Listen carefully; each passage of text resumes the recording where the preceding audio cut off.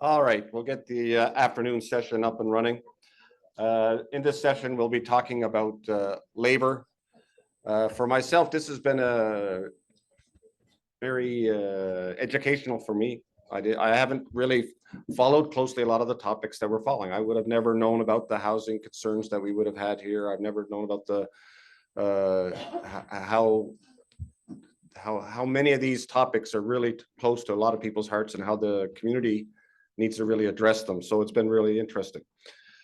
I'm gonna, and if you probably noticed, sort of each time I come back after a little break or something, I like to add a little bit about something from myself and how it's sort of affected me. So a couple of the people that I've come back to meet who've known me for many, many years ago are saying, "Hey, geez, you're not bad at this stuff. I never thought you could do this kind of stuff."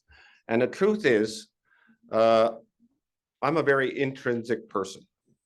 I'm a very inside.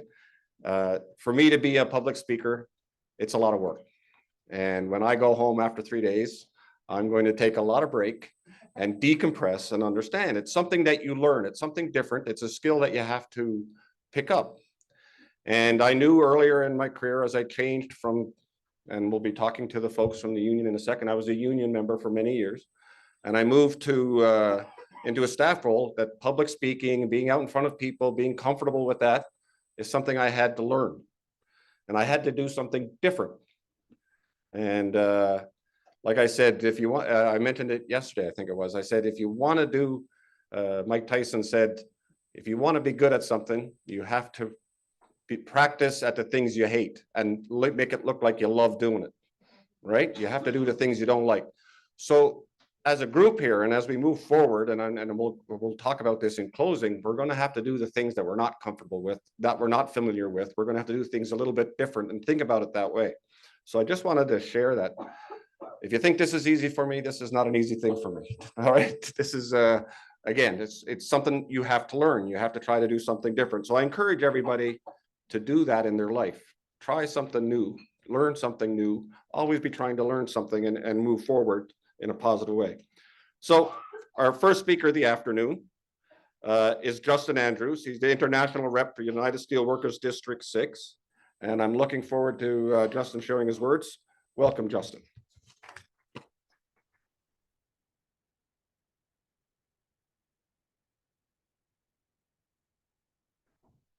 Well, I hope Mike Tyson's right, because public speaking is not my thing. I'd much prefer a pair of coveralls and a half-face mask and be bawling at you in the pellet plant somewhere. I'm better at that. So this is new for me. And I would like to start with a big thanks to the Chamber of Commerce. The foresight to include labor on this discussion and this week is commendable. Absolutely. And it's a very big honor to have the pleasure to speak with all of you today in a nice platform like this.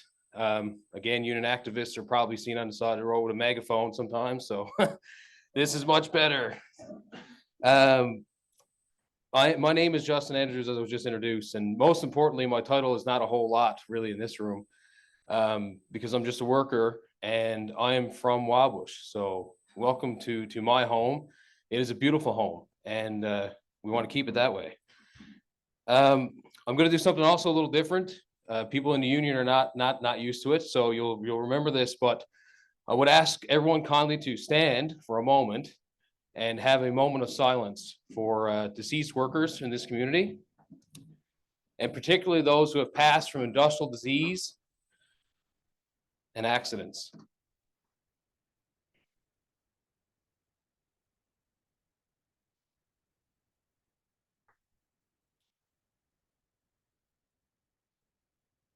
Okay, perfect. Thank you. I only got 10 minutes, so thank you for that acknowledgement. The next acknowledgement is the most important acknowledgement of all. I want to acknowledge the workers of Labrador West, and that's each and every one of them, not just the union workers. That's the ones who cannot be here right now. I will take that huge burden of having to speak for most of them, as they're at work, and they're working hard, and they're showing up shift after shift, day after day, night shift after night shift. You know, we talk about the cost of this and the cost of that. Well, workers are priceless. So let's just give them a round of applause if that's okay. I liked Hydro. She said, remember one thing from my speech. I'd like for you to remember that. If that's all that makes it to NTV and my big debut, cool. That's great. I wanted to, one of the biggest things that kind of kept me awake last night is how do I acknowledge this room without literally going through every single person? Because I had the absolute pleasure to grow up here. And I mean, in this room, it's past coworkers. I see my first employer here at one point, multiple teachers, new people who at the daycare, the college that I've worked with, gone to, obviously the mayors and people in the town that I've lived in and been a part of and volunteered in for my whole life. My people in the trenches who are the unit presidents day in, day out, and the executives, the ministerial association, and honestly, what I was ultimately left with is like, how blessed am I, not just for wages and benefits and all those things, just to be raised in such a vibrant community. And if you want to know the value of this community, I mean, we can take that offline, right? This community is more than worth investing in and more than worth fighting for. So that's that. Thank you to Fairmont. I think Stephanie's still here. To take the neighborly approach of being a good neighbor and giving us some help, and vice versa. I will say in my very big honor to move up into Steelworkers enough to be able to work with neighboring communities, and Quebec is a big part of it. So we have Corinne up there, sorry. And she's a really good unit president for ArcelorMittal. And it's really nice to see that they're doing great things in their community as always. And to see a nonprofit group form like that to take on community issues, like, hats off. I mean, that's how you do it. I also think one of the things that stuck out to me is that they seem to have a board of people who are taking a give approach versus a take approach. And that is the type of people you need at the table, right? What can we give to this issue? Not how much money can I make as an investor, not how much money is in it for me. We're looking to give on a social side, right?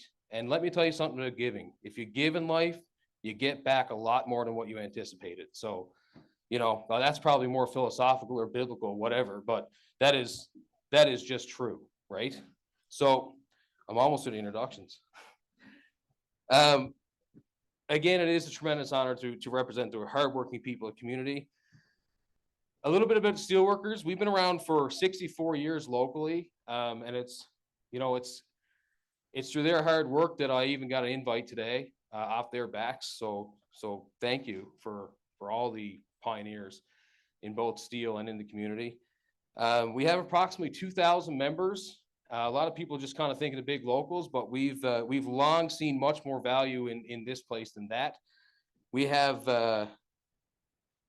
public works, healthcare, administration, daycares, tire shops, Orca blasting, local contractors, any type of tradesperson, local industry. So the town's workers, all of them. And simply put, to be frank about it, like, we are the community, right?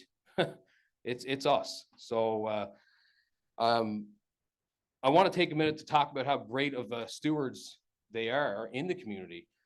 There's countless examples of steelworkers doing great things always in this community. The meals for seniors, large donations to the food banks and ministerial, big hands on deck with the women's shelter, the Women of Steel, animal shelters, various sporting groups, volunteerism. They really make it a community. So, and again, that's them. And they contribute in an extremely positive way to the socio-economic fabric of this community. And again, it's our absolute plan to continue to do that. Nationally, the Steelworkers are the largest private sector union in North America. We have 225,000 members in Canada, about a little over 1 million, I guess, in North America, give or take, in every economic sector. Globally, because I learned pretty quick. I grew up in Wabash. I always make the joke I grew up eating tailings and sometimes canned food from Lolo's, but I learned very quickly that there is a global eye on Lab West, and it is a global game. And, globally, we do have some really good affiliations through the CIO, Industrial, Global Union. And the first few meetings I went on, they used the term of 50 million different workers in 140 countries. And I was like, how in the name of God did I get on this call? I think I should just hang up. But so really, it's really remarkable to see that level of advocacy for solidarity, looking for safe working conditions and social rights and trade unionist rights around the world. And that's a very unique thing to be a part of and to be invited in on. So again, highly rewarding to be invited on those discussions and ultimately to boast of the success of my hometown and how we do things so well here. And there's a lot of negative things brought up, but there's nothing negative to talk about with this community when it comes to the people and the workers. Had an opportunity to participate already in a couple of studies from Memorial, University of Toronto, Penn State, regulators like the IRMA, which is International Regulatory for Miners, and the International Labor Organization. So people care about what's going on here and across the globe. And I think sometimes just, don't forget that. We seem like an insignificant piece of the puzzle, but we are a piece of the puzzle, no doubt. The most important thing, though, what I'm really here to do is to talk about the local issues for our local workers and our local community. And I will say, I'm going to take my time, probably look down a little more at this point, because they're not just my ideas. They're actually a collaboration with, I sat with all unit presidents had some stake in this. I sat with Mike and Josh and their executives to really try our best to give a summation of each individual, I guess, real high stake issue and do some justice to it. So I know we've heard a lot of different input from levels of government and companies and different communities, but I really would like to have your full attention on what the thousands of workers in this community have to say about them. And we'll take it from there. The negative impact of fly in, fly out non-resident workers. Yes, people fly in and fly out for their job, but the real concern is that they don't really have a stake in the local community.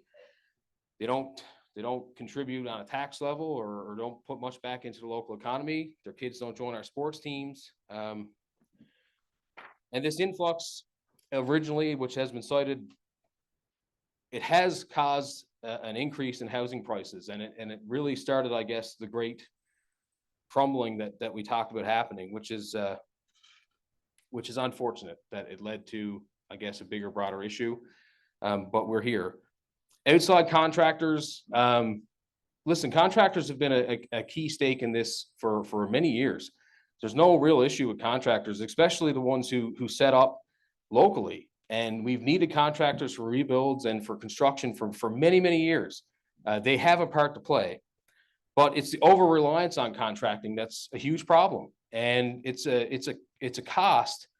I'm no economist, and I know enough about business. Like sometimes the cost just doesn't make sense. We talk about the sense or the feasibility behind the house at this cost. Well, please explain to me the feasibility of some of these costs. I want to have that discussion too. So ultimately, what we're really saying is a localized workforce is a stable workforce. It's a reliable workforce. And relying too much on fly in, fly out or contractors is economically dangerous, and it's dangerous as a community. So it's something that really needs to be handled delicately. And again, by all means, looking always to be able to have those discussions on how we can limit it and make sure we foster the community. Another one might be a little different to some in the room, but it's not to me. I quickly learned we don't have a huge amount of arbitrators and mediators in our province. We've had great arbitrators actually, but they're retiring. They're aging out of their careers. A lot of them are hanging back, I think, because of this bit of an issue, and we need to see them replaced. And the shortage of arbitrators locally causes, honestly, a lot of injustice to the employee who's outside of the gate or waiting on a mediation, and sometimes to the broader, company when it comes to negotiating. If we don't have that support, you go from a month, 2-month process to, upwards of a year, and that's just not justice. People, even if they're not going to get their job back, they have a right to move on, right? And I really think that it's an issue that there are some politicians left in the room that we need to have a discussion on for sure. I will touch on the housing crisis, although I don't want to be redundant. I think the term we dubbed is, it is definitely a multifaceted issue. It's no longer, you know, this one particular group is it. We really do have to be creative. There's nothing worse than meeting people who come here and love it here, and they start instantly talking about that challenge of, you know, getting that mortgage and getting the down payment. And I really want to stay here, but, you know, I got so many family in Ontario or wherever, and like the cost to get home for Christmas or the cost to get my students home from university. I mean, those are the things that, Buzz, you can be making all the money in the world. Like, yeah, our median income here is high, but when you have someone who's sick and on cancer treatments that are thousands and thousands of dollars, and you don't have the room on your credit card and you're going to St. John's for $200-300 a night. I mean, disparity happens pretty quick. Like, that safety net is not there for a young new worker, even at the mine. So, I mean, I really want that to be highlighted as well, you know, pin that post, because just because you have a high paying job does not mean you are in a have position for many, many years. You know, I got a cousin who's a brain surgeon in Toronto, and she's not in a have position yet. Man, she's my age. Like, so it doesn't mean you're there. And I mean, I don't want to see, the last thing I want to see busting at the seams in this community is our food banks, you know, with people who have good jobs. So it's not just housing, and we're putting people in a very vulnerable and fickle situation as your average worker. And so that, break it down further to the people who are working in your lower wage or service industry. I mean, they're in a very vulnerable position when it comes to healthcare, and that's another issue. But seniors, obviously, we've talked a lot about that. Tragic to see seniors have to up and move, and people who contributed to decades for this community. And I mean, if I had to pick a group first, I would say, due to their age and their seniority in this community and what they've contributed, I mean, I would like to see them expedited for sure, because how many people have we already lost here? You know, how many people have already fell victim? They've taken sick, they've had to relocate. And the worst thing is someone from here, and what really you can't put a value on, is being torn away from your loved ones. I mean, got a niece born here, not here, got back here about 11 days old. I mean, there's not a lot of, let's talk about youth and aging and that spectrum. How many youth are actually even born here now because of our healthcare crisis? They're not born in town where we can all go up and see the cute new baby in our community with our family. A lot of times they're born in St. John's because we don't have the capacity and healthcare resources here. And the same thing when people are sick and dying. We ship them off, and at the worst time in your life or the happiest time in your life, you're not with your family. That's not about money, right? Lack of mental health services. Physical health concerns are one thing, and they're complicated, but mental health resources are in their own category, and in this community, they're growingly increasing and significant. We have many people who suffer from various different mental illnesses, PTSD, depression, anxiety, substance abuse, you name it. And they don't really have, and I will say with the healthcare system, the ones who work in the system here, by the way, when it comes to the workers, again, they're working their absolute best in a pretty well broken system. So it is not on the workers here on the floor. It's the system they're in. They do their best to service this community, and I want to note that. But they're limited in what they can do because they don't have the support from government, the system, whatever. And they just don't have a capacity. I mean, to get someone to see a psychologist, I don't even know how long that would take. It's not a short amount of time. And what happens with these people is when they're not diagnosed properly and they don't have the support, it's a slippery slope, right? They go into a further perpetuating cycle of suffering themselves. It starts to impact their family. It starts to spill over into the workplace. All of a sudden, you got a person with a good job, sure, but their family's crumbling and they're in trouble at work now. And I see that more often than I would ever like to have to address, but it is a significant problem for the unions for sure. And it's a pretty heartbreaking line of work to have to close the door and talk to a lot of struggling people, and they don't know where to start. So that meant when we talk about healthcare, I want to point that out too, that sometimes early intervention, we talked about on a fitness level, early intervention, proactivity and all those things. Mental health's no different. We got to be proactive, and we need to make sure that we line people up for success. And if they start to slip, we catch them, we catch them when they're falling. And then I really hope that the services for mental health get to that point swiftly. And that's not just me, that's us, we. And I would like to add to businesses on that note. We're all here, we're all listening, I hope. And I would ask that, can we please be mindful when we know we're in a community with this healthcare problem. We know we're in a community with this lacking resources. We know there's special challenges in Labrador West. It's a little more in Labrador and a little more than what we bargained for with the healthcare sometimes too. So when we have employees who are in this situation, I would ask, and this outlet to say, take a step back and try to be as understanding as possible, right? It's a good time to have the conversation to see where we can also be creative to support employees. Moving into, I guess, broader stroke issues for tradespeople in particular. There's been an increasingly lower amount of services for tradespeople at our local college. And there's a couple of reasons. I had a great chat with college yesterday. I kind of gave them a heads up. I'm like, hey, I'm going to flag something, but it's not the college. It's getting government to support the college to make it something that Mayor Adams brought up. I mean, can we have a residence there? Can we increase the bay size to put an HDET program here? One in particular is, and that's not, can we have carpentry here? We're talking about building homes, people. Like, can we get some carpenters at a high school? It'd be great, right? What else can we offer up there? That college is beautiful, and they offer great programs. And not to put them on the spot, but I'm pretty sure if you want to give them business, they're interested. So again, what can we do creatively and as a collective to use what we have and make it work for what we really need in the future?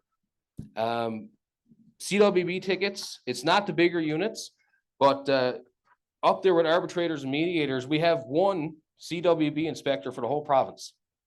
And I mean, he's probably sought after too, I would imagine, but IOC gets them in on a rotation, and some of the local contractors, but I do have smaller units that, because they have a bit of a transient workforce and get in all different places, they're struggling to keep people certified, which is a link to gate issue. I mean, their contracts are reliant on, just one moment. Certified welding, bureau. So it's important for welders. And these contracts are linked to gate, so that the companies they're paying for a service. They want them to be CWB certified, and they need to be signed off. It's part of their licensing to weld.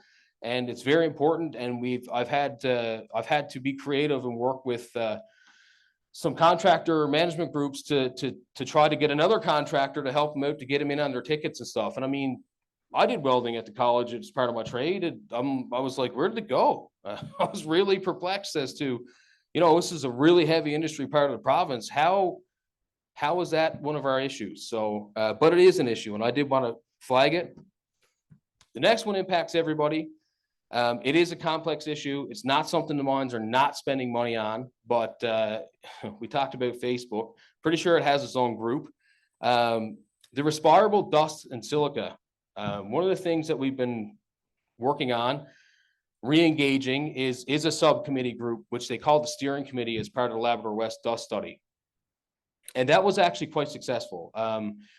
It branched into, a large part of the Silk Code of practice for the province, which is very good. And, we ended up getting chest x-rays for minors, et cetera. But, it kind of fell off in a certain sense because the program was well into its way past inception and in full swing in a lot of ways. And we have the dust sampling units here across town and such.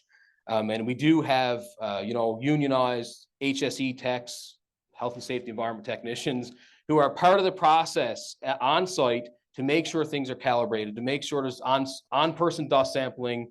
That's an overview broadly of the, and, the companies offer PPE, respirators. So there's been a lot of work done on this dust study. But when you see the dust kind of blowing into the community over the innocent children playing the playground in their 20 nice days of summer we get here. Just kidding. Move to Lab West. But, on very windy days, and again, I will say there has been progress in this area.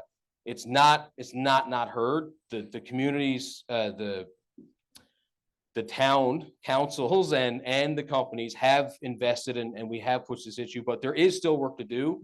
So the dust study is very important to us. And one of the things we want to look at is, again, how can we take this a step further? What types of legislation do we require? Are the threshold limit values that are coming from these stations, it might be best kind in downtown Toronto for smog, but is it good for us here? I'm going to wrap it up because I'm being told I'm taking time. Education came up, very good point. It's another huge factor, but we fully support the NLTA, and we want to go back to what we were doing. We don't have to look far. We had community support and corporate support for teachers and healthcare workers here. Just a few successes. I mean, I know it seems doom and gloom, but the hard work of steelworkers and people like in this community, I mean, legislation takes time, not 10 minutes. It took 10 years to solidify longer the last CCAA fallout and, pension protection for people who were in a very bad situation with that. So that took quite a bit of time. Anti-scab legislation has been pushed for a long time, and we're finally getting somewhere. And we're going to be looking for provincial support on that issue too, because it's very important for our workforce. And addressing these issues certainly take a collaboration, and hopefully invite us back for more than 10 minutes. And I will say this. One of the things I don't like about, we consulted with the union and we consulted with community groups. I'm going to tell you what consulting is not. Consulting is not a phone call 40 minutes before you've already consulted with the people you really want to consult with, and you got a decision made. It's like, hey, heads up, we're dropping this to whoever. Consulting is having labor's voice and a worker's voice at the table. And, I would say that that's kind of more of a demand from the thousands of people in this community who work hard every day. And they are your royalties. It's their hands that bring the profits in. So thank you for having us, and look forward to continuing to work with each of you.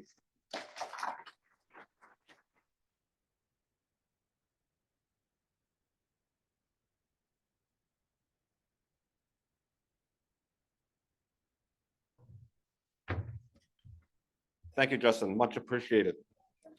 I'd like now to call up Sheila Drover. She's with the Lab West Childcare Center, and she'll be speaking on behalf of childcare organizations throughout Lab West.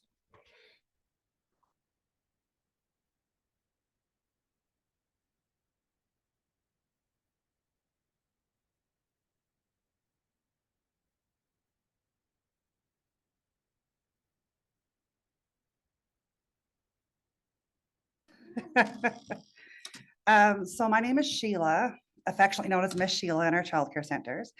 I'm the administrator of Lab West Childcare Center, as was said. Krista McCormick and Megan Antle as well are administrators in our area operating the other two centers, Building Blocks Child Care Center and Little Snowflakes Early Learning and Child Care Center. We have really long names.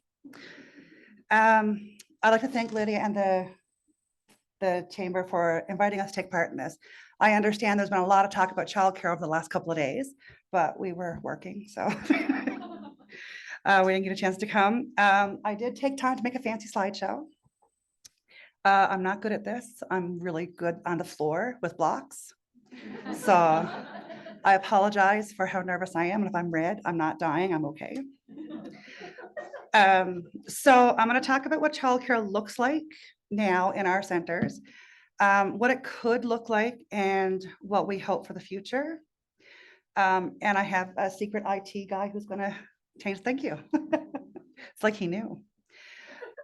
Our centers offer a quality of early learning programs across multiple platforms. We range in our programs from full-time to part-time. We have licensing for toddlers, preschoolers, school-age care, and between us, we employ 30 educators, and we provide care for around 200 children in both communities. With our funding, thank you. With our funding, because we're a nonprofit and we work under government regulated centers, we're able to offer this childcare for $10 or $20 a day. That's fantastic. It's fantastic for those 200 families. We have a lot more families here than just the 200 that we take care of. It leaves a lot of families without affordable options. There are home daycare providers that we all know who live in our communities who have children in their home. And a lot of parents pay really large fees for these childcare places. We were having a conversation that there are actually women, and it seems to always be the women, not that but it is, who actually have left their jobs because they can't afford childcare. How sad is that? This is 2024. Like, this is not a new problem. Some families have left the area. They come here to work and they can't find childcare, not just housing. They have nowhere for their children to go and they leave again. They come here for the money that you make at the mines. They come here to build a life for themselves and they can't stay. And that's tragic. Next slide, please. I feel so powerful. I want to stress that we are not babysitters. I find that it gets hurt a lot. We're early childhood educators, and some of us have spent many years in education, post-secondary, getting degrees, getting our certifications to work with the children in our communities. We also have to do 30 hours professional development to maintain our certification. No different than some of our mine people who have trades.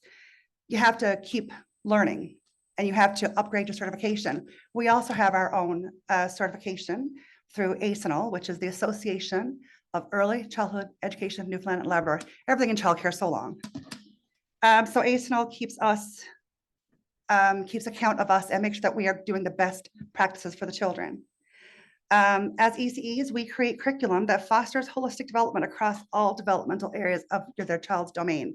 That's not the same as sitting in your house eating chips, watching movies while your children sleep. We're not babysitters. We spend our time outside of the classrooms researching ways to support the children in our care. We try to find ways to improve that programming. We do light reading on the weekends about behavior management. I will say it takes a very special person to work in childcare. Our staff that we employ are those special people. We're very fortunate. They have a specific skill set that can provide a safe place for children, foster their development, create curriculum that is developmentally appropriate, and deliver that program to up to 16 children while singing the Bumblebee song and holding their pee for 7 hours. That's hard. Try it. We support our families as well. We're not just for the children. Our service is child, family, and community oriented. Going to work, knowing that your child is somewhere safe and that they're learning, it can allow you to go to work without that stress and worry as a parent. I was that parent. And I used to go to work with worry because my children, there was no childcare when my kids were little. Yes, I'm 107. But I had to leave my job. I had a very lucrative job. I work with some people here.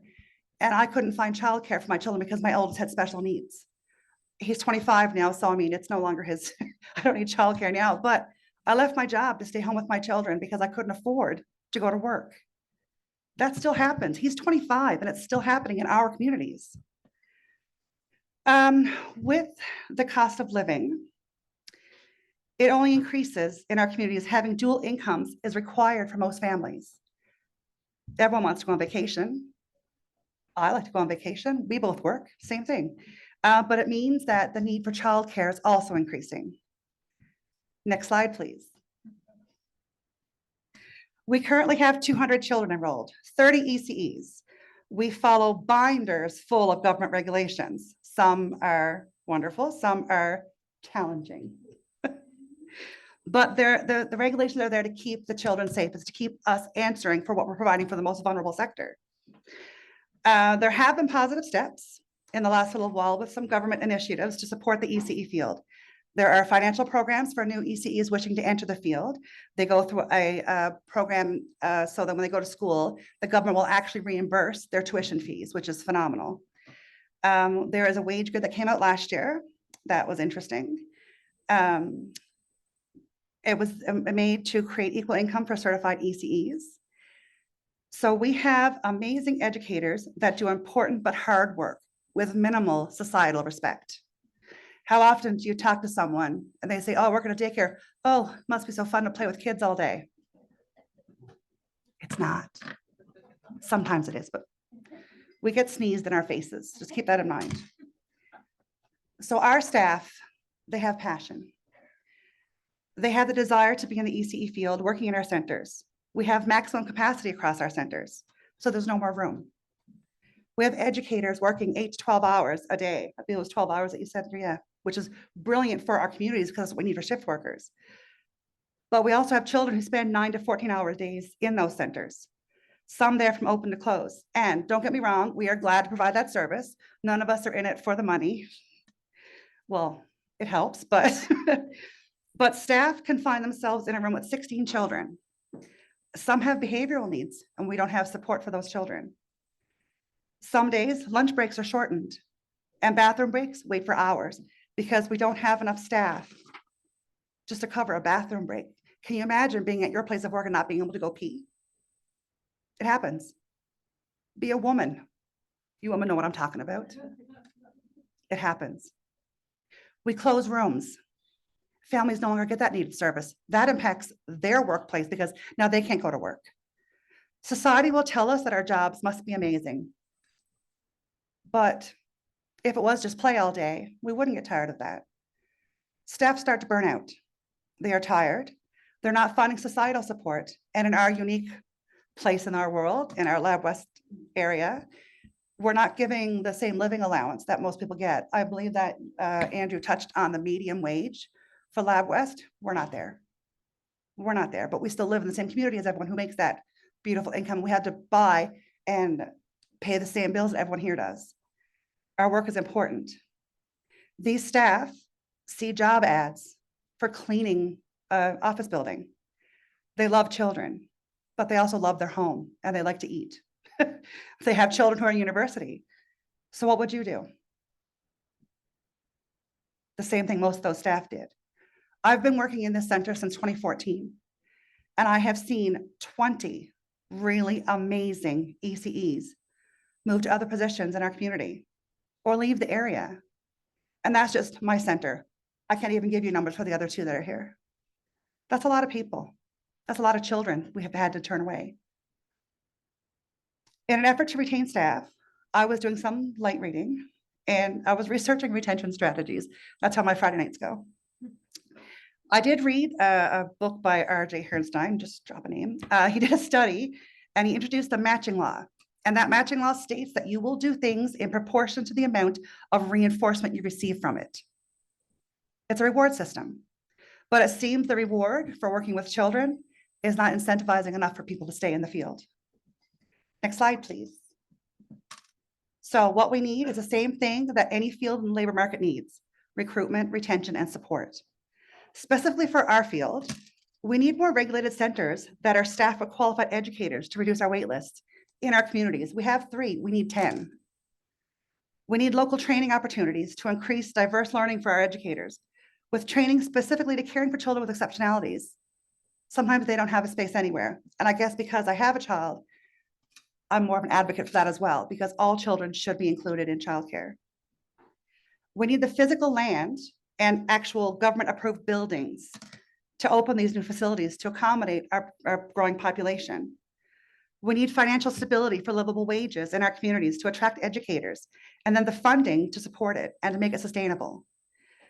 Perhaps change in regulations. I don't know if the right people are here for that, to make day home regulation a little easier. We've had people in our town who tried to open centers in their home and were met with roadblock after roadblock after roadblock.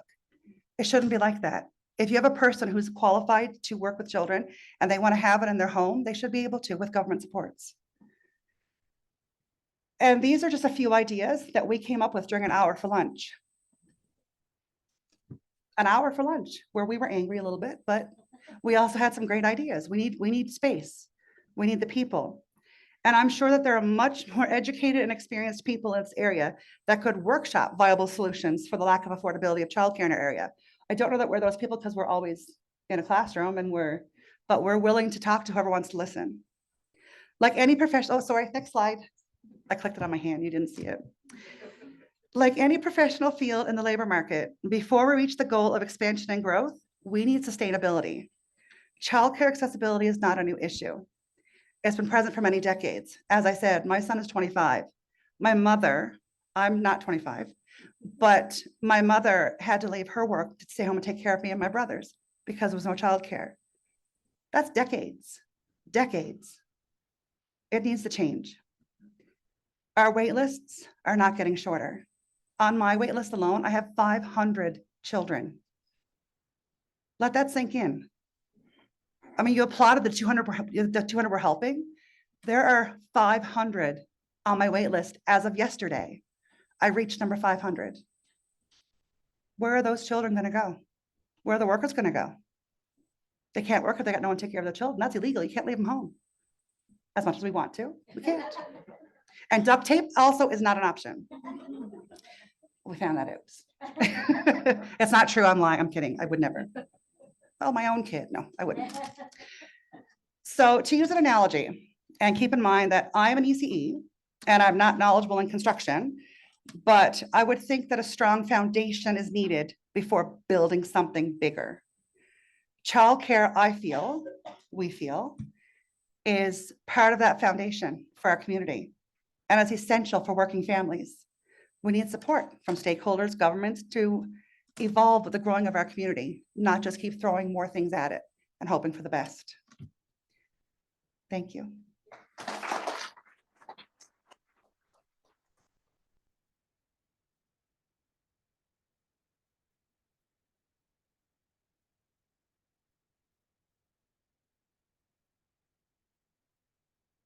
Sheila. Thank you, Sheila. That was greatly appreciated. I'll call up the panel now of Jessica McCormick, President of Newfoundland Federation of Labor, Justin Andrews, we've already met, and Janessa Cole, Director of Operations for HR Project Partners, to come up. And while they're settling in, I want to read a letter that we received, and it represents a huge component of our community and a relatively new component of our community, and this is probably the right time to add this to the discussion. And the letter goes as such. I hope this letter finds you well. I am writing to bring to your attention some pressing concerns with the Filipino community here in Labrador West that we are facing. With approximately 600 to 700 members, our community plays an integral role in the vibrant fabric of this region. However, there are several issues that need urgent attention and resolution. One of our foremost concerns, and it was brought up yesterday, is public transportation. Many members of our community struggle to have affordable personal vehicles, forcing them to endure arduous journeys on foot to their workplaces, especially in extreme weather conditions. Witnessing our fellow Filipinos enduring such hardships on a daily basis is deeply distressing. While I'm fortunate enough to have a personal vehicle, I'm acutely aware that not everyone does. Therefore, we urge authorities to explore viable solutions to improve public transportation in our community. Furthermore, there is a pressing need for greater stability for grocery prices, and I'm sure that's something we all feel, and we feel it all across Canada, but it seems here that it is disconcerting to observe fluctuations in the prices of essential items within the span of 1 week. This volatility disproportionately affects members of our community, many of whom are already facing financial constraints. We believe that the establishment of additional grocery stores could help alleviate this issue by fostering competition and promoting price consistency, ultimately benefiting all residents of Labrador West. Additionally, it has come to our attention that some foreign workers within our community are being compensated below the minimum wage. This practice not only violates labor regulations, but also exacerbate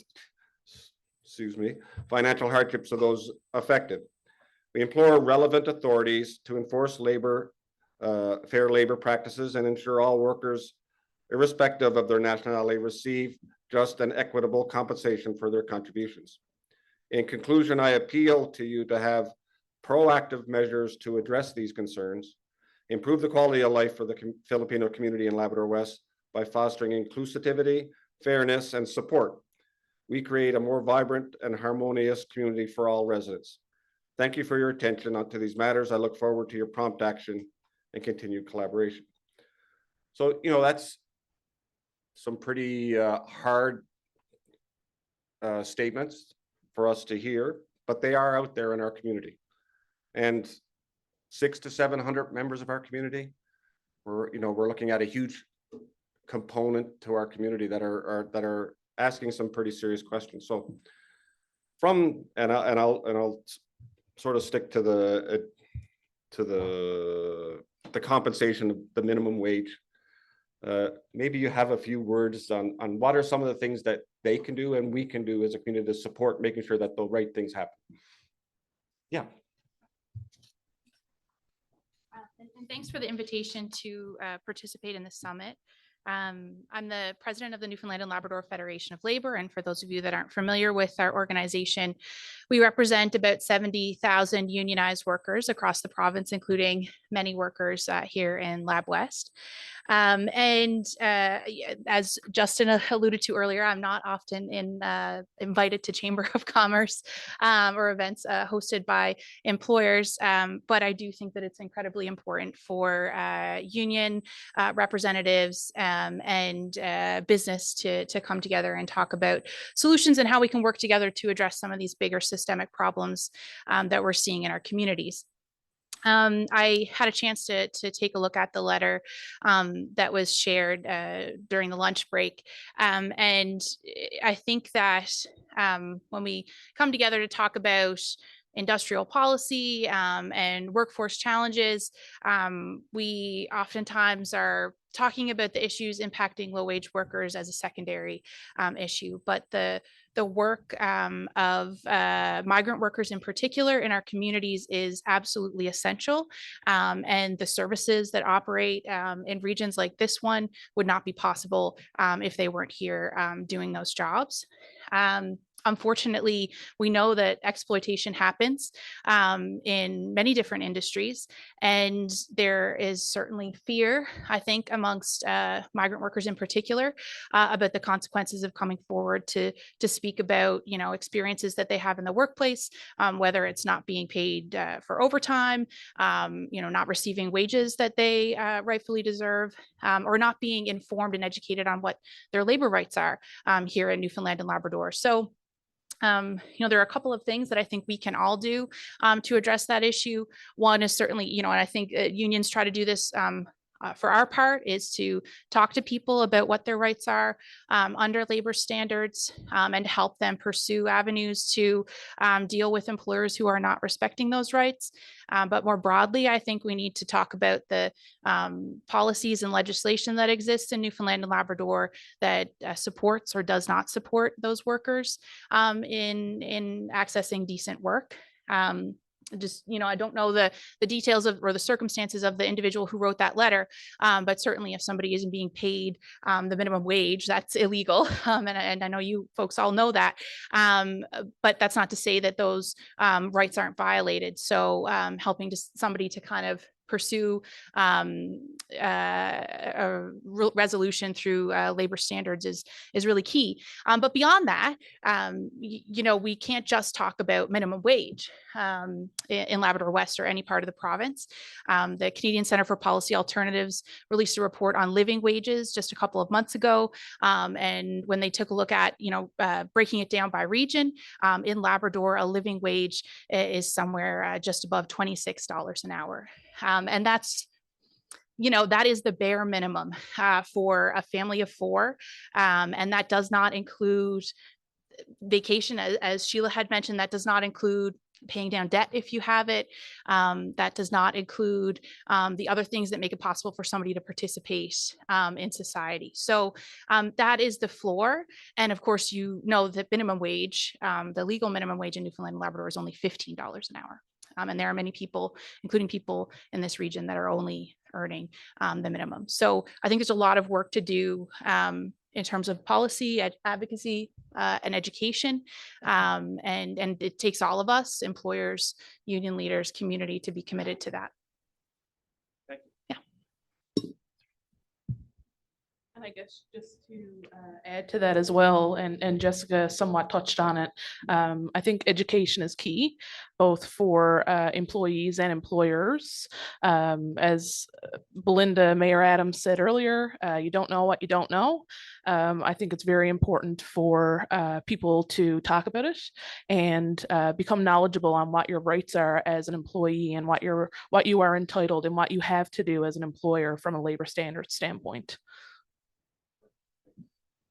We'll move on to the next area, and Janessa, we'll keep you going here now. We got you started. So you're, and for those who don't know, Janessa's company hires and recruits for a lot of companies across the country. And we see, and her company's actually hired me for another company to do a fly-in, fly-out role a long ways away from here. And I'm curious, and I'm interested to know, what are some of the positive and negatives of FIFO that represent themselves to you and your group for your efforts to find the right people for your companies? And what are some of the pros and cons that you're seeing through your efforts for those areas that's happening? So, it's great that we are the last topic of the last 3 days. And I think everything that came before us impacts labor. So I think it's really important that we're discussing the fly in, fly out as well. And I know there were a lot of comments made on fly in, fly out that I absolutely agree with. I guess some of the positives from a fly in, fly out and having those opportunities, it does open up a larger pool of qualified people to draw from and to provide that support to organizations. One of the benefits is that it is good for short-term assignments. So again, you have a scope of work and you need people to come in to support that. In some cases, it may support with turnover. Again, fly in, fly out. There are people in the job market that are looking for that type of opportunity. But on the flip side, when we talk about contributing to the communities in which we live, in which we operate, primarily the money that those individuals make is spent outside the region. And although they do come in and they rent cars or they eat at your restaurants and whatnot, the money that they do make here is primarily spent outside. I would say the downside of fly in, fly out, there is certainly that aspect of loneliness and isolation. People are away from their families. They go to work, they come home, and that has an impact on mental health as well. And that's my next point, your mental health and well-being. So those that are away from their families for extended periods of time, it does have an impact on your mental health. And as we discussed here over the past 2 days, the healthcare resources that we have here, they're limited. So it definitely has that impact. And then of course, there's the increased need for services. So such as PAL for example. They were here yesterday and they discussed the topic. And when you have fly in, fly out, then that has a huge impact on travel to and from the area for those that are local within the region. Justin, your group has, and you've mentioned it in your talk, you have a huge component of our community working under your flag. Yeah. From a community perspective, to be honest, and it's been said, there's very little to no positive benefit to the community with fly in, fly out workers. And it shouldn't come as a shock to hear it. I mean, life in general is peak and valley, right? They're all here during the peak, but they're not here when it bottoms out, and they're not ingrained into our community. And ultimately, they actually sit on an entirely different page than the people who live here as residents. It's an issue in a labor force with, and I've dealt with it actually, because we do have some smaller units who do use, sometimes they require an extra person or this or that, but we're all also aware of the travel delays. So, I mean, a delay in a travel to or from upsets your workforce, and you lose coverage. So, I mean, yes, the argument is we need qualified professionals and we need them here and we need them now. Well, the airlines I've flown on doesn't really give that service. So, that's an obvious problem. She touched on the need for resources. We're in a healthcare crisis, and fly in, fly out workers, and including in Fairmont, they place a huge strain on our already strained healthcare system. I mean, we can't forget that. We have the thousands of 10,000 residents, that all these people, every time they're here, are people who may need emergent care, who, we don't know what's going to happen on any industrial site at any time. And that's very concerning. It's definitely not a positive. All right. And just to keep things moving along, yeah, I think the message is pretty clear. So you also represent a lot of people, and I'm sure you're hearing a lot from your members about childcare and the concerns that it comes to, Justin. What do you think this group and other groups that have been here and where would we start to help your workers that need childcare? Where do you think we need to start moving? And what are some of the constructive ways that we can be a positive influence on that?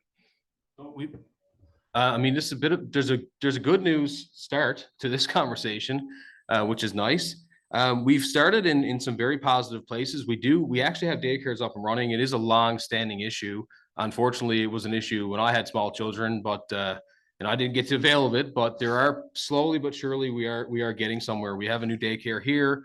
We have a daycare over in what used to be the old LCC. So it's the Colby Center. And one of the things that can be done and was done is, the people who own those buildings can give a rate reduction to the people using the space, which I believe was done in that case. So, the bigger employers can actually donate space. They can contribute towards subsidies for their own employees to use the daycare, and the government is chipping in on these subsidies. So, I mean, those are some of the things that not only can we do, we've started doing. Pleasure to say they're actually Steelworkers as well. So, that's great. They live here and they're great educators. Another thing we can do is make sure that, again, the college has programs to be able to get us some early childhood educators quickly, whether that's, asynchronous. And, the wage battle is there too, to make sure that they're healthy, good paying jobs. And, they're looking after our children, which is certainly my biggest investment in this world. So I want to make sure that they're compensated to do so. And, I guess broad stroke, that would be the things we can do and we are doing, and hopefully it continues. Perfect. Thanks. Anything you'd like to add to that, Jessica? I just have to give kudos to the last presenter before us, because I think everything that you said was spot on. Obviously, it's your lived experience, so based on what you're doing every day, what the needs are in that sector.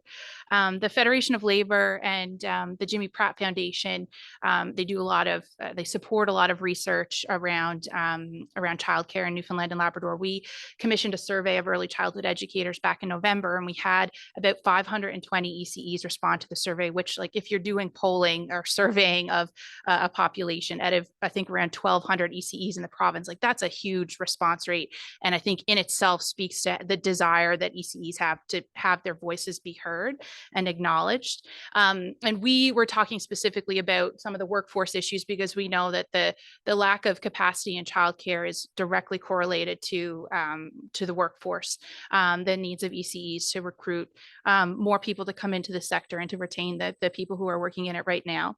And a couple of the things that came out of that survey, one, a couple of numbers, I guess, to share with you. 42% of the ECEs that we surveyed said they plan to leave the field because of low wages, which is no surprise to early childhood educators, I'm sure. 83% don't have pension or some type of retirement plan provided by their employer. 57% don't have any health or dental benefits. And 90% have no idea about how they will retire. Most of the anecdotes, that I can share, people that we talk to, are living paycheck to paycheck for a lot of their career. And what's that? Yeah, and I mean, and that is exactly what we heard from the focus groups that we did. And I know that $10 a day is, a big achievement for childcare advocates, and the provincial government is and the federal government is very proud of the work that they've done on $10 a day. But that job is not finished yet because so many people can't get access to that program, and we're not going to be able to maintain or sustain that program without adequately compensating early childhood educators. And I would not put any ECE on the spot, but from the other ECEs that I've spoken to, the wage grid, the changes to the wage grid, from the perspective of a lot of folks I've been talking to, is not adequate. It does not address the gap in compensation that a lot of ECEs are experiencing, not to mention the additional costs of living challenges that are impacting people that live in Labrador. So if we want to actually make a more accessible childcare system, we have to address the workforce challenges for ECEs, and it starts with better compensation and benefits. So then people deserve dignity and retirement security, no matter what job they're doing. But there's somebody with a hand up back there. I just want to make a comment because you did a wonderful job representing daycare, and I think about the nonprofit piece in this community. That's mostly running these programs like your affordable housing, stuff like that. We're not able to retain skill sets if we can't pay the price. Yeah. And that's what you need is doing things like affordable housing, like daycare, like first step skills resource center. We're not able to offer our staff, pension fees. We're not able to offer the health care and dental fees. Those are the people who are taking care of our children, who are taking care of our most vulnerable population. And I'm glad that you bring that up because I'm sitting here with my husband. But we need to really start thinking about it as well. And I just one other thing I'll add. I know that we're tight on time. This is something, we've used a lot of federal funds to support the $10 a day program here. And unfortunately, there's no ministers left in the room. But the province needs to step up to contribute to that as well. And I think that this is really a shared priority for workers, ECs, childcare advocates, and employers, because we can't fill other gaps in other industries if people don't have access to childcare. So this is really a shared priority for all of us that we should be lobbying government on together collectively, because it helps solve a lot of our problems. We may not agree on everything, but this is something that we can really, I think, agree on and push forward together. All right. So in conclusion, I'm going to ask each of you to answer this question, and I just want 1 point from each of you. So think about the one that's most crucial to you. We're talking about 4 or 5 different healthcare, education. We've talked about industry itself. We've talked, just about every sector here, and we're into labor. And what's one commonality that's come up in almost every one of our discussion is recruitment and retention of the workers in each and one of those areas. All right. From your point of view, from what you're seeing, what do you think would be the biggest opportunity for us as a group to work together to help with that situation? What do you think would be the one thing that we should focus on? Well, I'm gonna avoid I'm trying not to do the Fairmont thing and just say, you know, Tom Cruise, show me the money. But you just pay the money, but that's the given. I would say I really like the model that they've used out west. And I think it came from the same set of problems ultimately, the fly in, fly out, the shortage of skilled workers, et cetera, the same pressure. And what came out of the pressure cooker is they came to the realization that we need to get into the high schools earlier. We need to expose kids to jobs that they're not thinking of.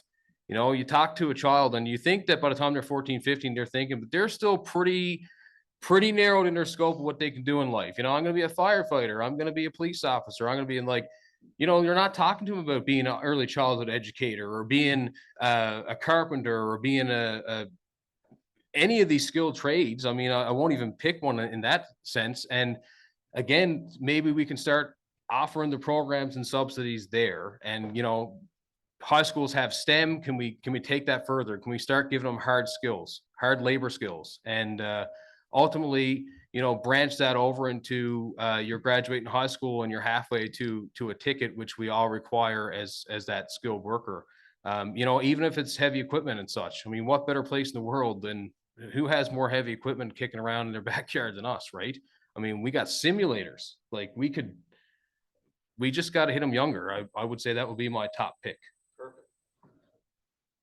Question for sure, and I have quite a bit here to contribute, but I'll try to keep it as short as I possibly can. I don't know if I can narrow it down to one, but I think the biggest thing is, you know, don't assume and don't overcomplicate things. Again, you know, certainly when Justin discussed getting into the schools, I feel that it's definitely a shared responsibility for several organizations, committees, boards, and so on, that you know, the suppliers, organizations, they come together and they get into the schools early.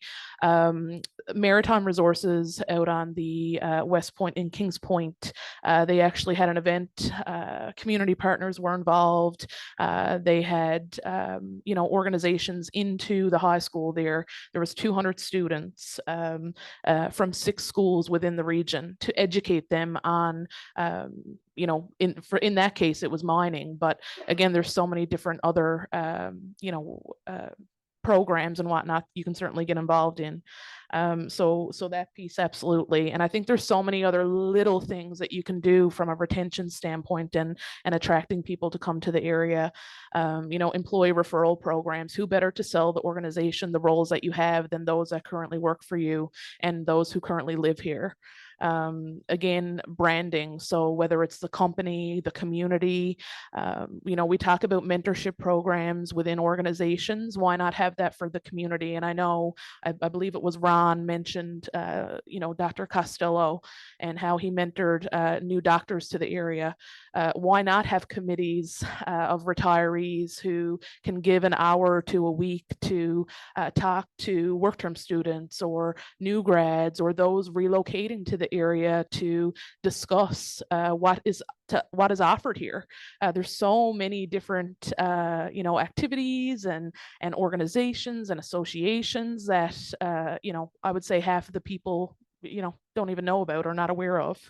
I think too, you know, when I think that the small things that you can do as an organization. So, you know, from a welcome package or a welcome basket, get the small businesses in the area to participate, you know, welcome your employees by offering them those small little gestures and gifts from local associations and companies. Again, a welcome package. Again, you don't know what you don't know, and knowledge is power. And, you know, I found out last night there was karate was offered here. It's not anymore, but, you know, I had no idea. And there's so much that is offered and people don't know about. So don't just assume that people know. Have the conversations. I know I'm going off on a little tangent, but have the conversations and, you know, talk to the people and make them aware. Don't just assume that they know. And again, you know, starting with an employee employee referral program, something that could make a huge difference. I mean, we've noticed it ourselves in the recruitment that we do. So, you know, so many other little things that you could do. Quick, I think we all spend a lot of time, talking about things that we can't control in terms of changes in the global economy. But what we can control is how we respond to those changes. And so I really agree with the points around education and speaking to people, when they're trying to make decisions about what their future will look like from, a government stakeholder level. I think any good modern industrial strategy requires consultation with all stakeholders. So having workers, employers, and government around a table to develop, those strategies from the start, whether it's to assess workforce needs, to talk about training and apprenticeships, to talk about community benefits. So I really believe in those tripartite structures as a means of developing the solutions to the problems we're facing. The federal government has done some good work on drafting legislation that kind of enshrines those types of bodies with workers and employers and government all together to make those plans. And I think we need something similar at the provincial level. Thank you so much, all of you.